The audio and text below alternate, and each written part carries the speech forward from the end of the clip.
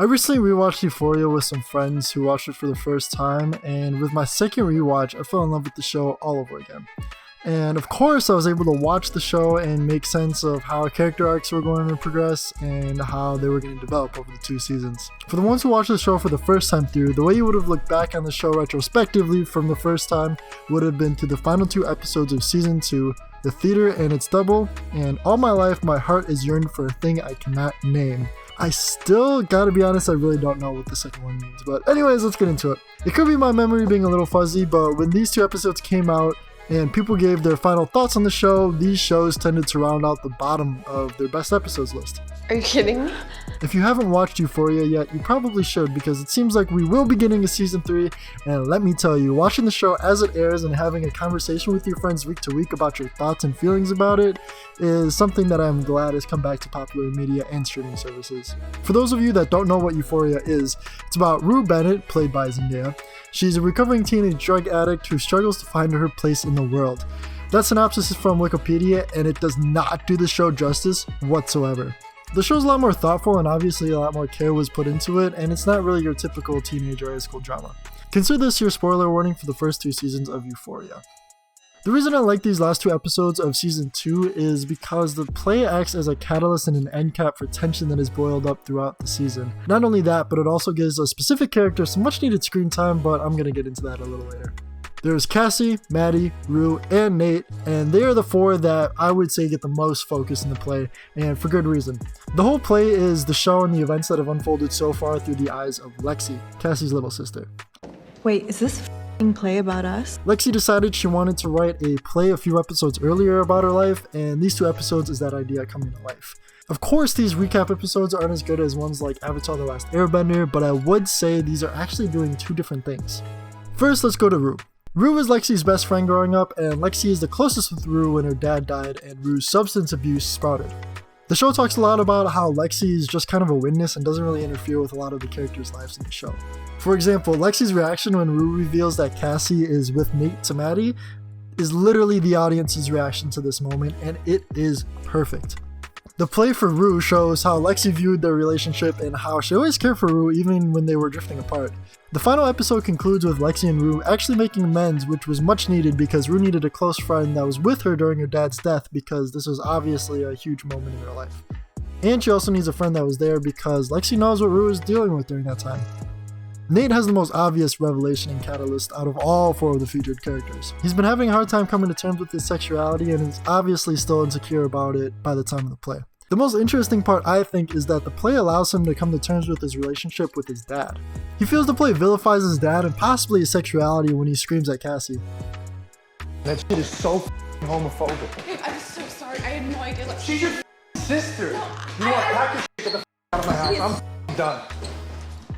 I thought this moment seemed a little out of character for Nate, but then I realized that he was actually deflecting his anger and calling the play bad rather than all of his actions. Therefore, Nate has been realizing that his actions throughout the run of the show are not okay and actually pretty disgusting, and they've been suppressing his true feelings, that being his anger towards his dad and the embarrassment he feels. This is a pivotal moment for Nate, as after the play we actually see him drive to the construction site that Cal, his father, has been staying at to exact revenge and kill him. With the way the sequence plays out, I see him having 2 weapons. First being the gun, the visible weapon we could see and the most obvious way to enact revenge by killing Cal, and then the hard drive that he later reveals has everything, or what we are believed is all the footage that his dad has filmed over the years during his, let's say, activities. Number 2 would be the less obvious solution, but actually it would be the better one. The show blocks Cal and Nate to show us the gun in Nate's pocket to make the audience believe that Nate is going to shoot his father. But it seems at the last minute, Nate realized that if he shoots him, the act will be added to the list of bad actions that Nate has done. At the last minute, Nate chooses the more calculated and reasonable act of revenge by turning his dad into the police and having Cal arrested. Lexie's play exposes that Nate has been living in fear behind his horrible actions, and Nate sees this and decides to take a different route to get back at his dad. This is what the play has done so well.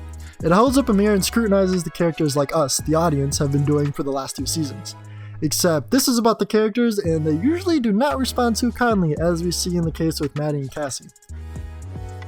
Lexie portrays Cassie as a shadow that Lexie can never escape from. Cassie hates this because she feels like a bystander just like Lexie, but she hasn't been a bystander because she was the one who puked in the hot tub at Maddie's party, and she was the one that was keeping her and Nate's relationship a secret from Maddie. The thing about Cassie is that it's not the play itself that actually tips her over the edge, but it's Nate going over the edge and breaking up with Cassie that does it. I gotta be honest, I like Cassie less and less as the series continued, and I don't know if I just didn't see it, but I could not tell you why Cassie became so obsessed with Nate. Maybe it's because Maddie had him before, but I wouldn't really be able to tell you. But Nate is the true reason that I think Cassie was pushed more and more over the edge in the second season. This could be why Cassie snaps Nate's play. She's been so invested in Nate and poured literally everything into him that when he breaks up with her, she feels like she's lost everything. I mean, she quite literally left her family to be with him. Maddie is the last character and obviously snaps because Cassie decides to run her mouth on stage and give everyone a bigger performance than Cassie's play. Side note, how can you not smile when Ethan and Miss Howard hug on stage because she loves his performance of her so much? It's just a great moment. I'm Suze. I'm the girl's mom in real life. Played by Ethan. Where is he? Ethan? Who, by the way, you have me down to a sign.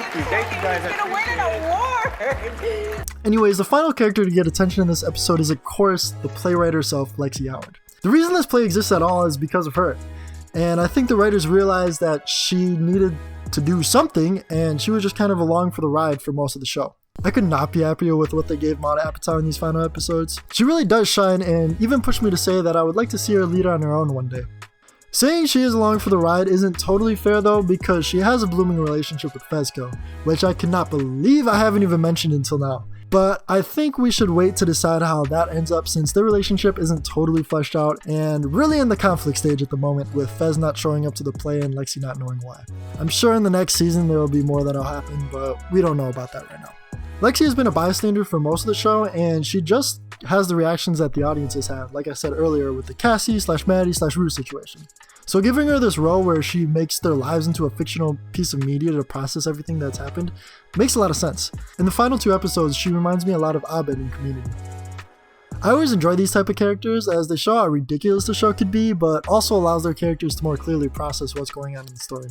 Of course, the story isn't over quite yet as we haven't seen the aftermath of Ashtray's death and how Lexie will react to Fez missing her performance because of it. I'm sure everyone could guess how they'll react, but everyone I know who watches the show is begging for more scenes with Lexie and Fez, and so am I. I'm torn about watching season 3 though, because I feel like the show's storylines have kind of been wrapped up, with Nate turning in Cal, Cassie and Maddie seemingly making amends, and Rue realizing that she has to stay clean for herself and the others around her. But I'm still probably going to end up watching the next season and following everyone's reactions on Twitter. Let me know what you thought of Euphoria, and if you haven't seen it yet, go watch it for yourself, and let me know what you thought of it. See ya.